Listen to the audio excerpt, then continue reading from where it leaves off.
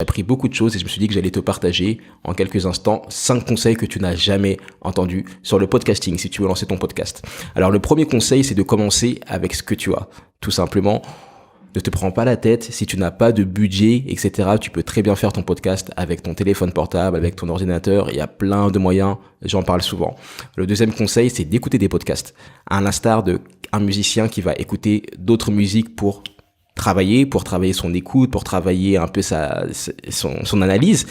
C'est pareil pour les podcasts. Quand tu écoutes d'autres podcasts, tu peux voir un peu les standards, tu peux voir des questions que tu n'aurais pas pensé à poser, tu peux entendre aussi les invités qui s'expriment bien, ceux qui sont un peu plus compliqués. Bref, tu apprends énormément et c'est une très bonne activité quand tu as un podcast d'écouter d'autres podcasts. Troisième conseil, c'est d'avoir un calendrier de contenu. Alors, tu sais que moi je suis un grand adepte du batching, donc de me poser une seule fois, de créer plein de contenu et de le planifier dans le temps. Mais ça, tu ne peux pas le faire correctement si tu n'as pas un calendrier de publication. Donc, prendre le temps de trouver un rythme de publication et de l'écrire, de le planifier, de le systématiser, ça fait vraiment la différence et ça va te permettre de ne pas tomber dans la malédiction du podcasteur et de la podcasteuse, à savoir ne pas dépasser les 10 épisodes de podcast. Quatrième conseil plutôt, je dirais que c'est de faire de la vidéo. Filmer ton podcast si tu le peux. Alors c'est vrai que ça demande un peu plus de travail, mais en termes de marketing, c'est beaucoup plus simple à communiquer.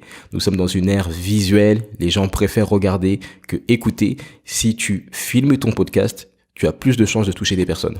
Par exemple sur des plateformes comme LinkedIn ou Instagram, ça fonctionne très bien. Et je pense que si j'ai pu tenir autant d'épisodes et aussi avoir autant d'opportunités, c'est parce que mon podcast était filmé.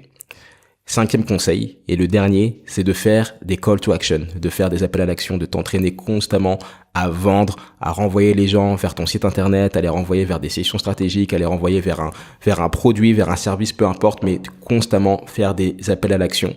C'est ce qui va te permettre de monétiser ton podcast. En tout cas, le podcast, ça permet vraiment de rencontrer des vraies personnes dans la vraie vie. C'est-à-dire que j'ai eu certains invités que j'avais jamais rencontrés. On s'était juste parlé sur Zoom.